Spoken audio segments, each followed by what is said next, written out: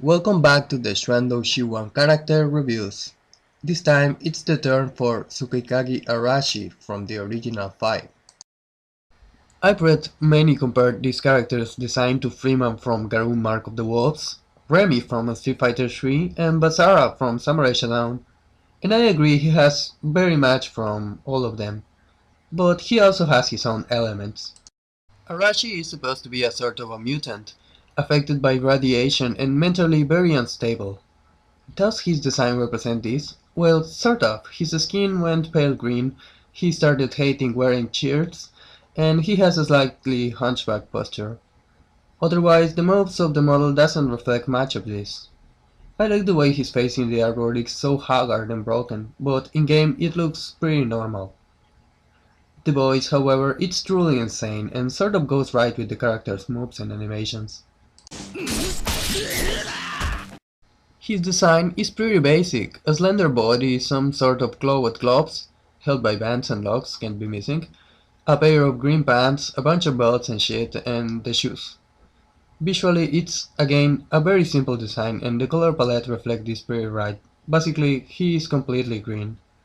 But that doesn't make him bad, it's actually effective and appealing. The long hair looks cool, so his stance, his animation tend to be a kind of stiff, but that's another thing. Outside of that, this character has a few more details that give him some extra points. He's supposed to be a drug addict, and thus he is always smoking cigarettes. There's an aura of smoke around him, and he throws a lit cigarette to the floor at the beginning of every fight. He carries with him a hip flask of liquor on some other drug too, with a school design on it by the way. Just another curious trait about the character. And although Garashi is mainly green, his palette is completed with red color as his attacks are accompanied by red flashes. Red energy flows from his eyes too, adding some creepiness, and that's sort of an important thing about him. Also, after he wins a fight, he tends to create a little energy ball on his hands that looks too damn cool to believe. Tsukikage could be a deeper character than what we think too. His special attacks names include Buddhist references, so he's probably tormented by his fate or something. In some official art there's a tragedy tone around him.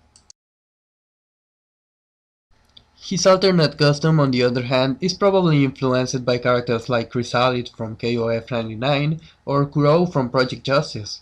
I guess it is supposed to represent Arashi before his mutation, but there's nothing I actually like about this costume.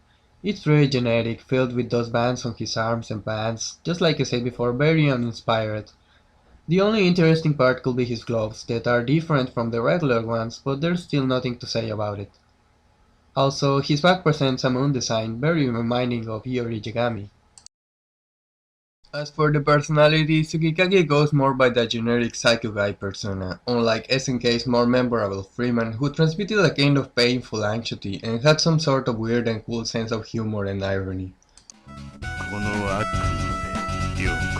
But in Arashi's favor, his story is more interesting and connected to the game, with a very tragic undertone as he was disfigured by cruel laboratory tests, and now he wants revenge, while Freeman was simply a very mysterious serial killer with no actual backstory.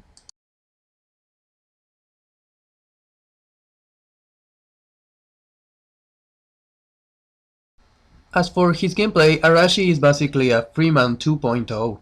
He has all or almost all the attacks of Freeman, but also some extra moves of his own. An important twist on the Freeman ones that actually improve his gameplay quite a bit. He is also a beast when well used, as his attacks on super allow him to leave the opponents open to an extra super move. His mix-up and mind games tools coordinate perfectly with this, so he has his opponents always guessing and fearing. In conclusion, Arashi might not be an entirely brilliant design, but it's nice to see they added some very cool and badass special effects in-game and also in the artwork, as a palliative to the perceived simplicity of his basic appearance, that still managed to score some coolness points with the attitude and weird extra gears. His gameplay is good enough to be worthy, and he contributes by filling an important role in any fighting game, the agile and lethal character. So Tencent and Jade got him right in the gameplay, improving very much Freeman's basics, and also Arashi has much more possibilities of character development and playing an important role in the storyline. And with him, I close the 4th episode of the original 5 character group. See you in the next and final episode where we'll take a good look on my personal absolute favorite of the game, Shang-Wu. Until then, and thanks for watching.